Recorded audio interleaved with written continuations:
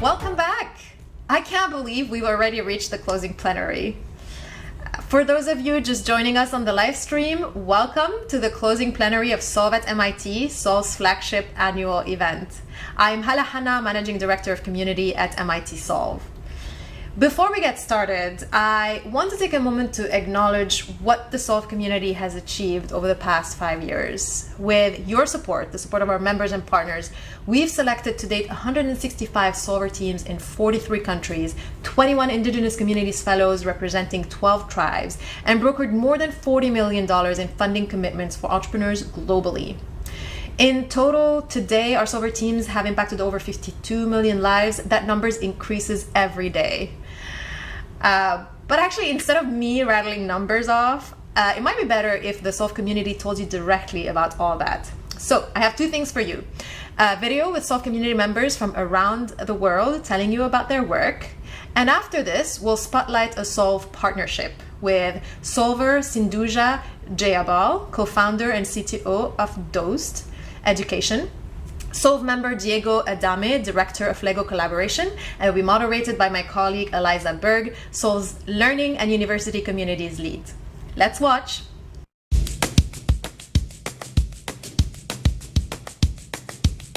Hi Solve community. Hi, my name is Midya. My name is Chaganeta Mavunga. Warm greetings from Impact City, The Hague in the Netherlands. ShockTalk is a culturally tailored telemental health platform. We transform large organizations into becoming sustainable. We're committed to improving the lives of underserved children and teens with an emphasis on education, literacy, and economic justice.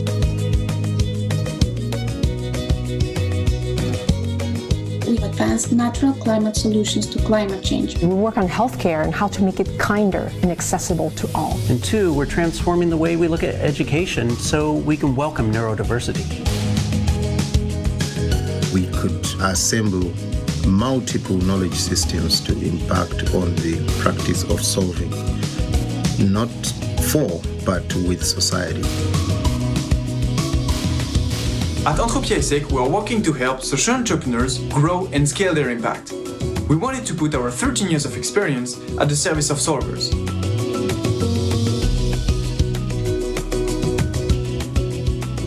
We have developed Europe's leading impact ecosystem and provide a wide range of services to entrepreneurs from all around the world, free of charge. The Solve community has been an incredible support for at least 3 reasons: connection to expertise, operational partners, and funders. The second is knowledge. All of us, the fellows and me personally, we've learned immensely from the various events and solvathons about how others are solving for similar wicked problems of the world. Solve's mission to drive lasting impact aligns perfectly with our efforts and makes them a meaningful partner for us as we continue to grow our organization. We are humbled to be a part of the Solve community and love the change that solvers are bringing to the world.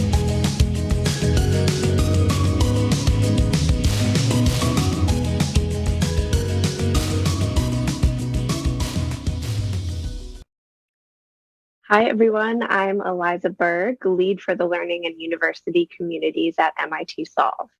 So today we have the chance to spotlight an exciting partnership between our 2019 Early Childhood Development Solver, Dost Education, and LEGO.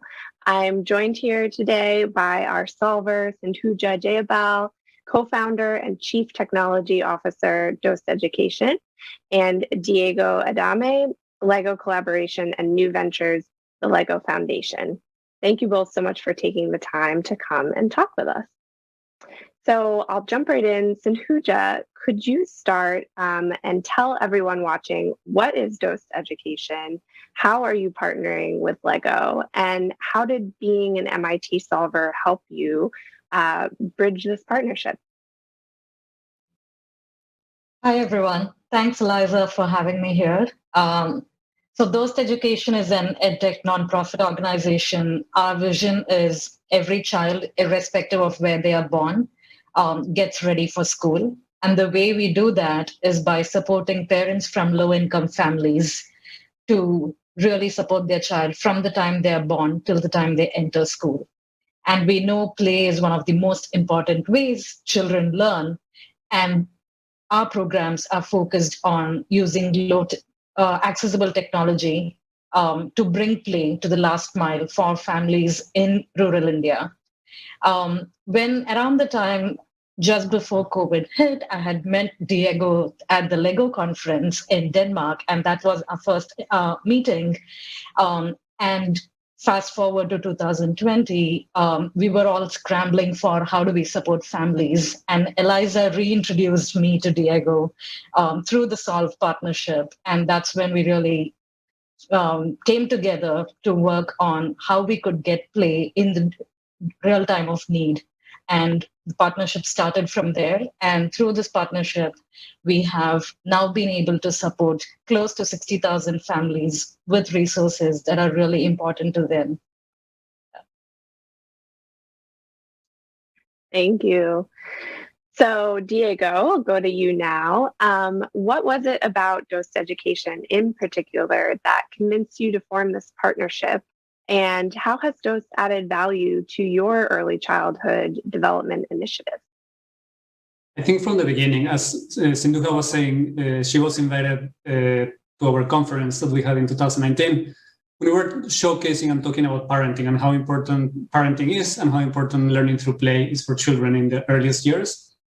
And something that we were trying to do in our parenting program was trying to identify some innovations and some different ways of doing things, because we know that many times parents have busy schedules, they have many obstacles in their day-to-day life. And something that we really liked about Dost approach is that they really understand their beneficiaries, their situation, and they are tailoring content for their needs, but also the channels that they have immediate access to. So by doing consultations through phone, we thought that was really interesting. And I think when we were already thinking about how could we think of different modalities for parenting approaches, but when COVID hit, we saw this was an incredible way to test and to learn from those what they were doing that we think can be more relevant in the future. Wonderful. And during the pandemic, the Lego Group funded Dost Education's COVID response, as we're speaking about, really allowing them to provide central education and wellness resources to families during lockdown, as Sindhuja mentioned. So Diego, how did this last year of isolation and digital connection redefine the importance of learning through play? Tell us a little bit about that. Yeah, and I have two parts to this answer. I think it made it very clear that learning through play is essential for children, because we know that when children are playing, they are developing their social emotional skills like empathy, like resilience, that are essential for these times. And this is the moment where children need it the most. And we know that in the coming years, it will be as important, if not more. But at the same time, what we have seen during these last 12, 14 months is that governments and organizations are actually deprioritizing play. We did a review of all the research that happened last year around early childhood development, and it was only probably 1% of the research that was talking about learning through play or about play at all. So we think it's more important than ever, and the work like what Sindhuja and Dost are doing are essential to keep the focus on play. And finally, as you both know, and as, of course, our community knows, Solve is a marketplace for social impact innovation. And so our job is to find and help support entrepreneurs like Sindhuja and Dost, help them facilitate partnerships to scale their work just like this one. So ideally, that impact doesn't end there. And in this case, of course, it didn't. So Sindhuja, can you tell us a little bit about the other partnership that Lego sort of helped to facilitate and the impact that resulted? Yeah, for sure. So one of the things that was really important to us during COVID was we wanted to reach families where they were. So the way we started our COVID response was talking to parents and understanding what they really needed. And one thing that came up for us after speaking with close to 300 parents over a period of 2 weeks was mental well-being was important, and they needed support.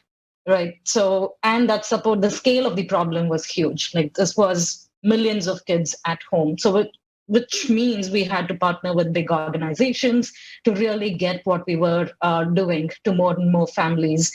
So one of the partnerships that happened was with UNICEF India, and we are now working with them to launch in 4 states in India. And the other big partnership that came is working with researchers who are focused on early childhood research. So these were researchers that Diego personally put me in touch with, who are really helping us figure out the impact of our program and how we can better what we are doing on a daily basis.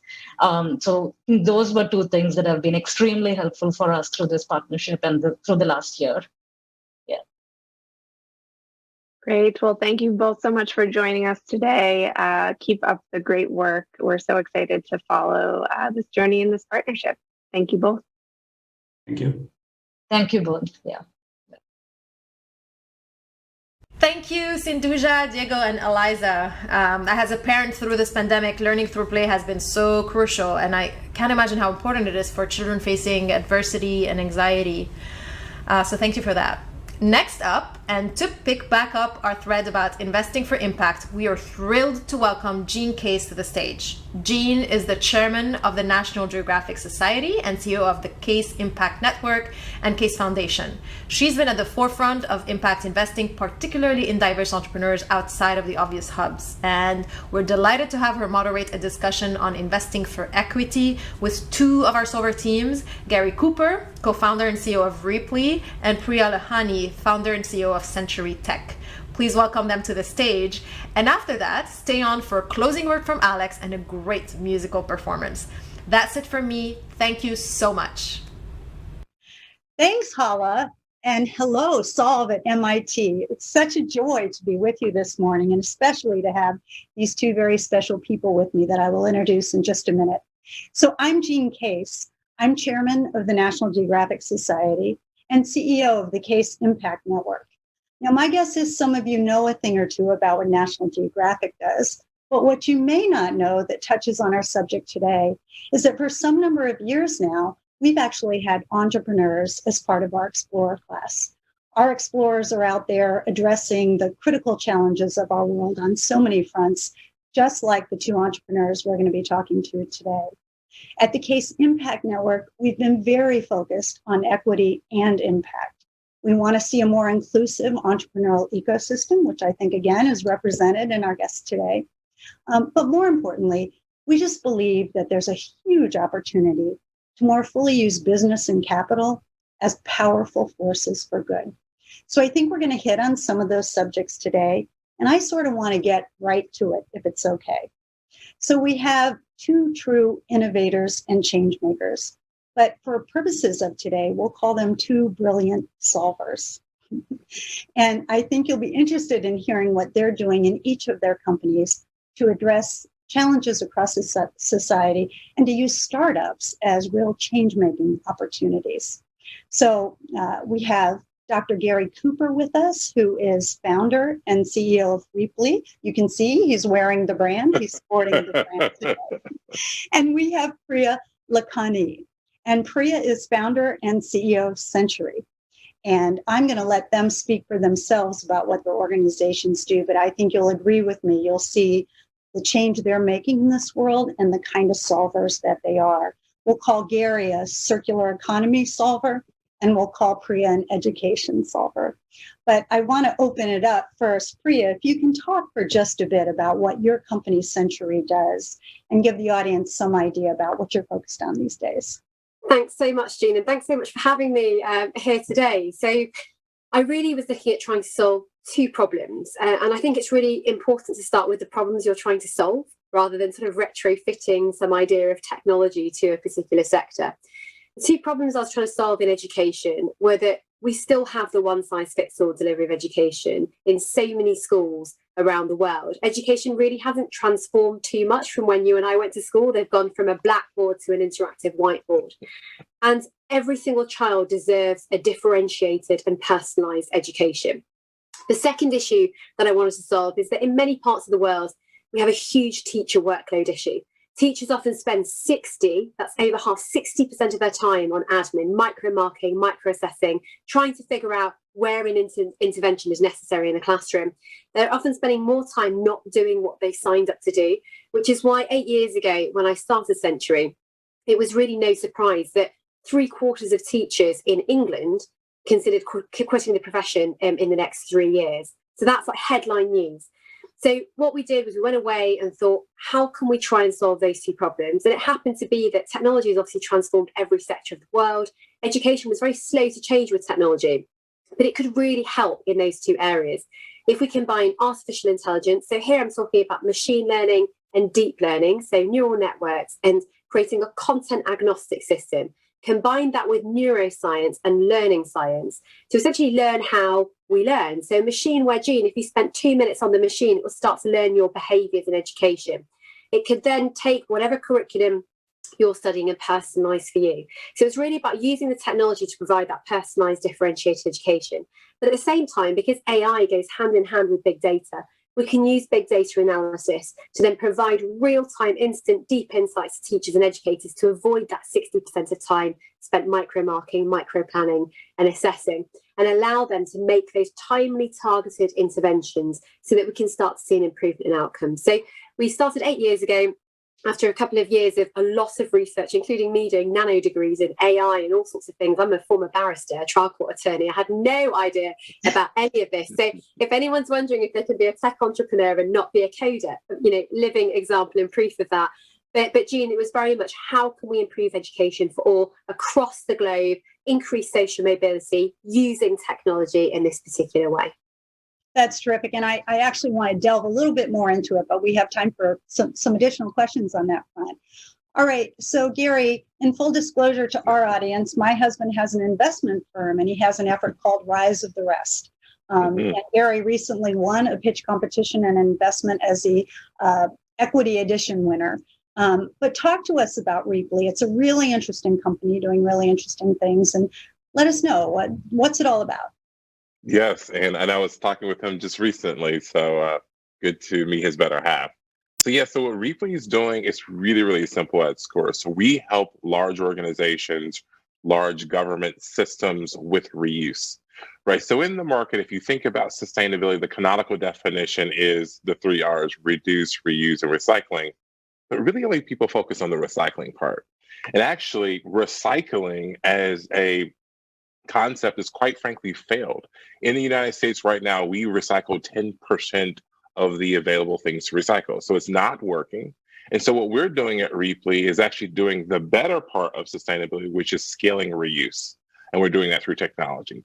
And that is all hopes in helping scale our transition to a low carbon circular economy. If I could just take one quick moment and kind of talk a little bit about circular economy, it's the only thing I think about all day long. The Ellen MacArthur Foundation, which we're happy to be a part of, put out a white paper a couple of years ago that showed that even if we were to move to a completely green electrical grid, right? So if we greened all transport, all energy sources, we still would only abate the negative effects of climate change by 55%. The other gap, the other 45%, you need to scale a circular economy. And so one of the core issues in scaling a circular economy is where's all the stuff? Where are all the physical items? We don't have a Google for physical items. We don't know about where everything is. And thus, it's hard to circulate things that you don't know about. So what we're really doing, at least in the working world at Reaply, is we're trying to help map out where all the physical assets are in companies, in businesses, in governments, so that we can then thus circulate them around our communities to kind of get to that scale circular economy. So you're kind of like an eHarmony for things, right? You're trying to bring people who need things to people who have them and make sure they don't go to waste. Circular economy, literally our case. Yeah. I think circular economy is a really cool term. I think, the term that came before it that some people are a little more familiar with is sharing economy, right? And in a sense, it's bad. But Priya, I want to come back to you because Century isn't your first rodeo, right? You've built some other businesses. And, we know that race, place, and gender are challenged in this world for entrepreneurs. We're not seeing the capital flow there. For women, and I'm going to go to Gary next on this, but for women, if there isn't a male founder, only 2% of venture capital in the United States went to women-only led firms. And I know you're in the UK, but I don't think it's all that different in the UK. It's just that little bit worse, I'm afraid. Yeah, exactly. So, as I said, I mean, this isn't your first company. So, share with us kind of a little bit about your journey, and maybe anything that can be an inspiration or lesson learned that might help those thinking about taking their own ideas forward into new companies or just getting started now. Gosh, well, that's very flattering. I mean, I hope it was inspirational. So my first company I was a sort of child who sold candy bars at the back of the netball courts for a small profit to my friends. So we have a candy bar called, I'm calling it candy because you're from the US, but a chocolate bar called a chomp bar, and I used to make 3 pence for every chomp bar. And then I realized if I scaled to curly whirlies, I don't know if you have them there, they're a bit longer and bigger, I made 7 pence per bar. So I scaled to curly whirlies. But I was quite entrepreneurial as a child, actually. An older brother, he got a car. We used to go to the auction houses over here, and in the auction houses, you could bid on new but unsold Costco stock. I think you have Costco there, right? It's pretty big. And so I used to buy video cameras, Tag Heuer watches, paddling pools, you name it. We had it in our parents' garage. Then we'd do something really naughty, Jean, and we would go to Costco. And I was a bit cuter than my brother at that age. So I'd go to Costco and I'd stand by the video cameras. And if someone came to a video camera and they were about to pick it up, I'd tap on their shoulder and say, "Excuse me, sir, I've got one in the back of my car." And we would make a profit. And then we took our funds and we invested them into stocks and shares and used to plot stocks and shares. So we were pretty entrepreneurial. But my background is that my family's from East Africa. So we spent most of our summers and winters in Kenya. And so it was a real sort of change of scenery to be in a really leafy part of the northwest of England, and then turn up to a place where you had servants, right? And so the idea was, look, I want to change the world for these people, for the underprivileged, those without, food, without nutrition, healthcare, and education. And so I sort of found my purpose at a very young age and decided that I wanted to change the world. Sounds really cliche, but one of the luckiest people in the world to figure out at the age of 6 that that's what I wanted to do. Went through life and thought equity and justice is surely all about becoming a lawyer. I was quite naive. And I decided that that's what I would do. And then actually, as a lawyer, I loved my role. I was as a barrister, but it wasn't quite changing the world when I was an adult as I thought I would. So I spotted a gap in the market, when I was working late nights, and there was not much fresh ethnic food on the supermarket shelves. So if you went to your Whole Foods, there were lots of fresh pasta and fresh pasta sauces, but there were no fresh ethnic sauces. And I'm Indian and I needed to cheat and create fresh Indian meals for my new mother-in-law, and it wasn't quite working for me. So I created Masala. I saw a gap in the market, and it was really about trying to, when people are thinking of these ideas, is there something you're stumbling across yourself? Is there something you want to improve or make better? If you hear Gary's inspirational story, well, everyone thinks that recycling's working, but actually, is it? So, is there something we can do in this other space? Sparking off ideas. Then essentially I researched all of these areas. I really wanted to run my own thing. So, Jean, it was very much, I also wanted to create a company and an environment where people love to work, where I was investing in them, in the whole idea. This whole idea, people want to be invested in what they are doing and find purpose. And so Masala was great. It was profit making from year one. It was all my own money. It was a small business, but with the money, I was funding schools. I was providing pentavalent 5-in-1 vaccines in Africa. And I was providing hot meals for every unit of products sold here. So in the first year, we did 3 million hot meals. Yeah. Problem is, that's when I found out education has so many problems. And I thought, what's the point of funding schools in former Commonwealth countries based on a British system when the British system doesn't work? Let's fix the fundamentals in the system, hence Founders Century. Yeah, that's great. And that's the way to do it. That's great. Gary, that was a good example of gender, and obviously, sort of race and geography played in her story as well. But you're in Chicago, right? Yes. And I think this data, but in the US last year, 75% of venture capital went to just 3 places: New York, Massachusetts, and California, with the vast majority of that going to California just by itself, right? Mm-hmm. So there you are, sitting in the middle of the country, in the nation's heartland, sort of. And you're building a company.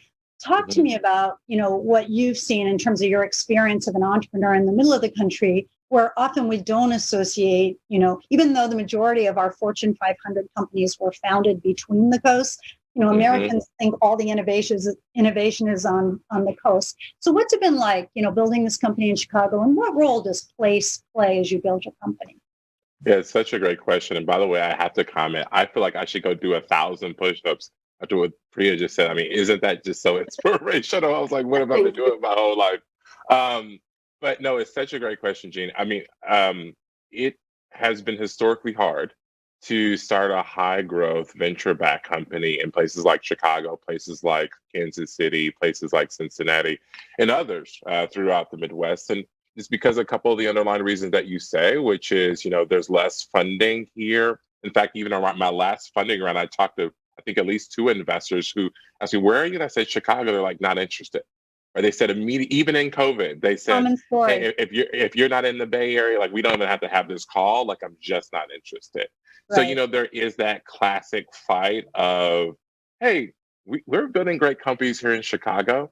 But the other is that the network, right? So being connected to the right people at the right time is sometimes as valuable to a founder, especially who's getting started, as the dollar that they need to kind of get started. And so I think what I can say that I've been blessed to have in Chicago and in the Midwest is I've been able to develop a really, really, really strong network of CEOs at Fortune 500 companies, some of which are our customers, of civic and policy leaders, of the academic leaders, and of federal government leaders, all here in Chicago. So while we have historically struggled, I think, from having the VC network here in Chicago, although I think that's improving, I think what we do have is a lot of love, a lot of willingness to work together, and especially kind of in the Rust Belty, in the heartland, a lot of businesses around supply chain and logistics. Reaply at its core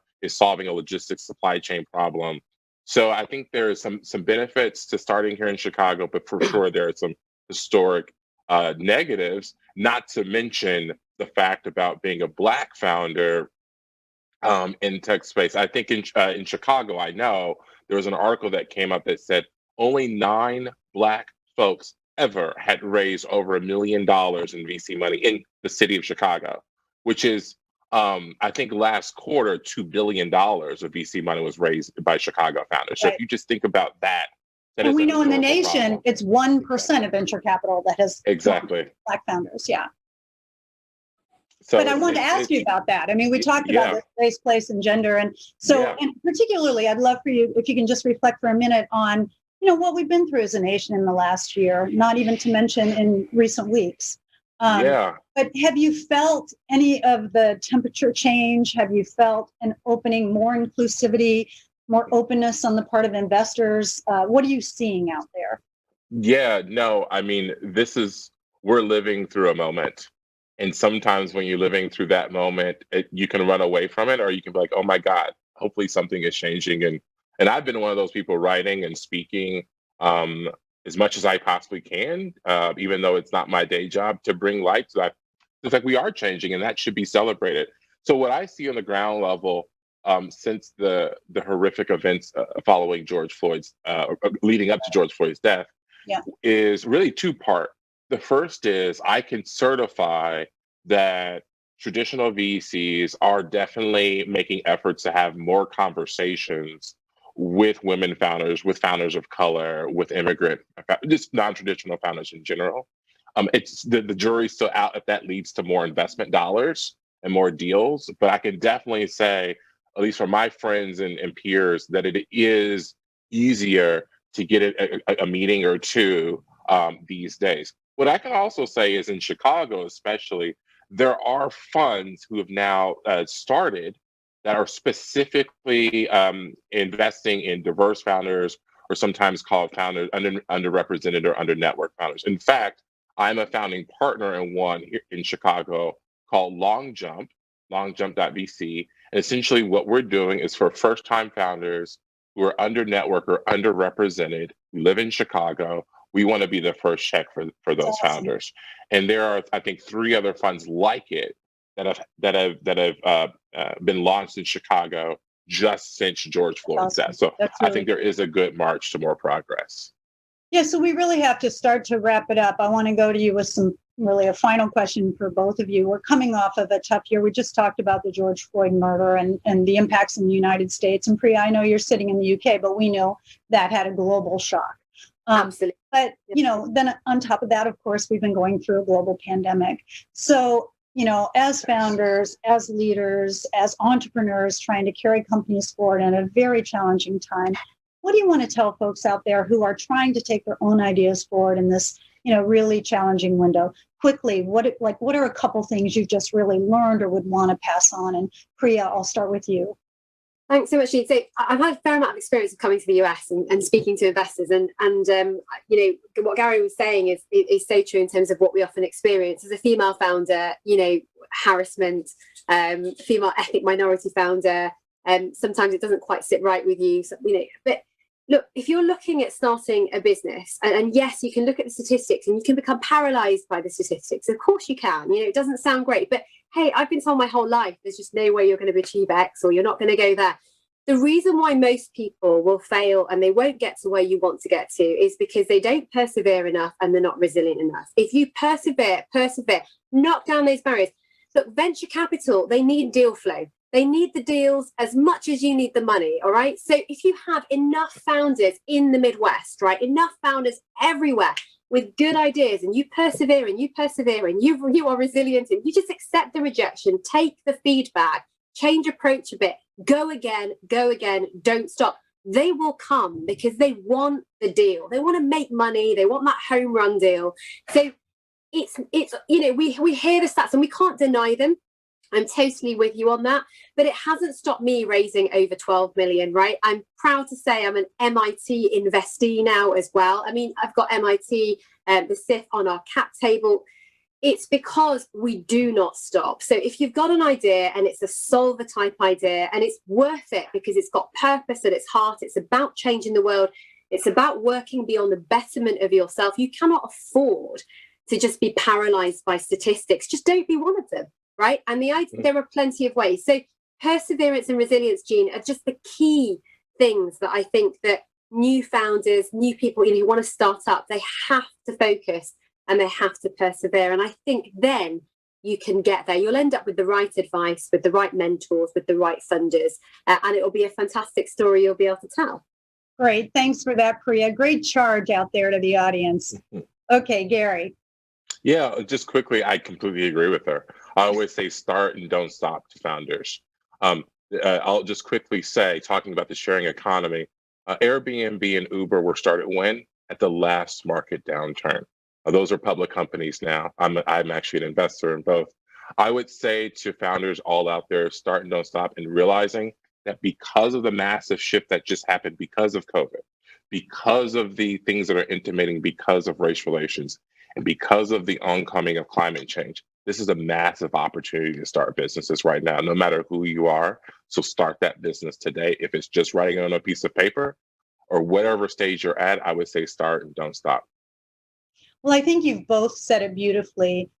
I might say it as be fearless, which I think you both encompassed in what you were talking about, because the stories of entrepreneurs everywhere, including the two we've heard from today, is that perseverance, right? Is overcoming challenges and using sometimes these hard moments as great opportunities, as you pointed out too, Gary. So we want to thank our audience for being with us. Thank you, Priya. Thank you, Gary, not just for this, but for what you guys do every day. We're cheering you on and we wish you all success. Thanks, everyone. Thank you, Jean, Gary, and Priya. We need to move that needle to ensure that a lot more than 1% of VC funding goes to Black founders in the US. What an incredible 2 days. Thank you all for joining us from all around the world.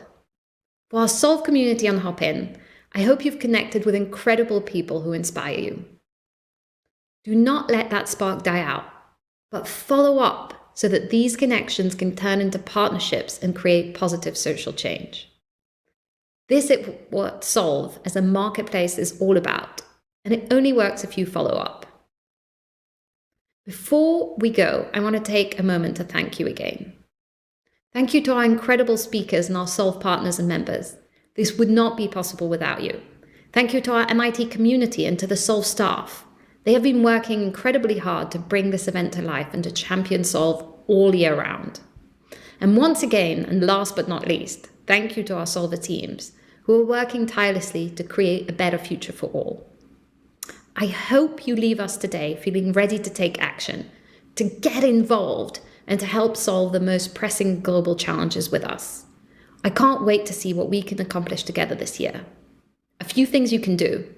If you have a great solution to one of our global or partner challenges, please apply on our website.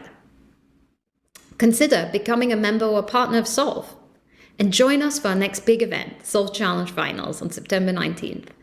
We have many workshops over the summer too. Let me leave you with a final thought as we close 2 incredible days of celebration, innovation, and partnership building. It's one of my favorite quotes, which is, how wonderful it is that nobody need wait a single moment before starting to improve the world. It's from the diary of Anne Frank. She wrote at age 13 while hiding from the Nazis during the Holocaust. It resonates with me deeply and personally. My grandmother Hedda was 18 and in Berlin during Kristallnacht. She had already fled the Soviet Union a few years earlier with the help of the Red Cross.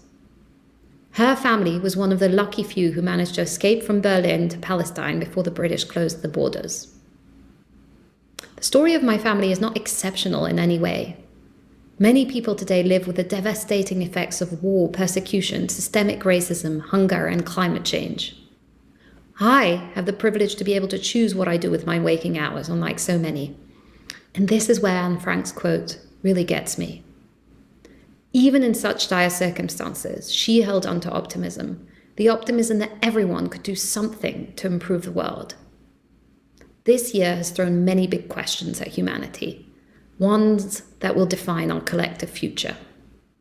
How can we ensure the most underserved communities access the vaccine and are better prepared for future health crises?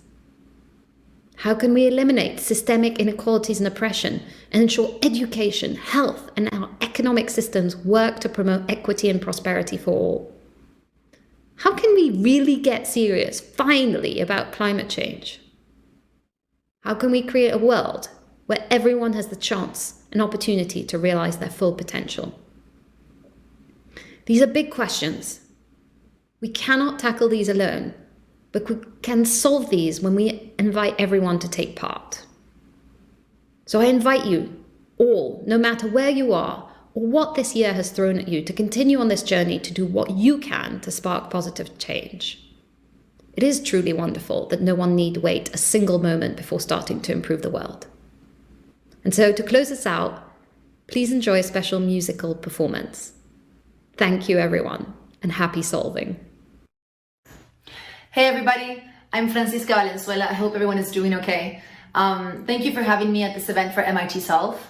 It's really exciting to be a part of this and it's exciting to share my music and my art. I am a Chilean-American artist. I'm bilingual, I'm bicultural, and I started my career in Chile. I make music, I produce, I write, I perform, and I also have a platform, a Latinx feminist interdisciplinary platform called Ruidosa. Women who rumble, women who make noise is the translation.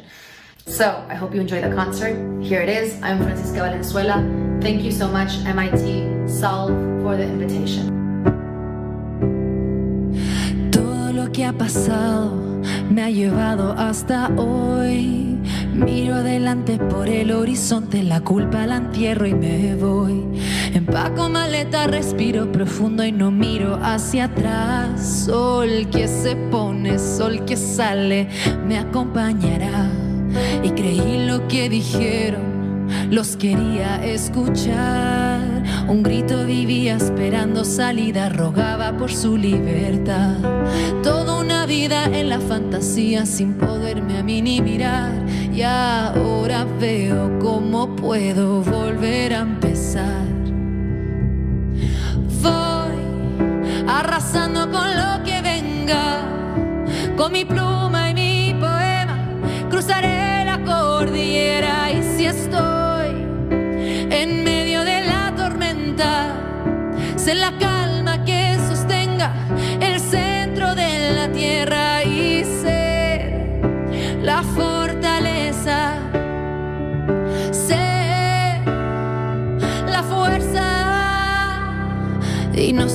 reviviendo el pasado si no está. Me paro derecha en este momento y la fuerza de adentro saldrá. Empaco maleta, respiro profundo y no miro más hacia atrás. Sol que se pone, sol que sale, me acompañará. Y voy arrasando con lo que venga. Con mi pluma y mi poema cruzaré la cordillera. Y si estoy en medio de la tormenta, sé la calma que sostenga el centro de la tierra y sé la fortaleza, sé la fuerza y sé la fortaleza, sé la fuerza. Voy arrasando con lo que venga. Llegaré hasta donde pueda y que nada me detenga. Y si estoy en medio de la tormenta, firme como la madera y suave como seda, y voy arrasando con lo que venga. Con mi pluma y mi poema cruzaré la cordillera. Y si estoy en medio de la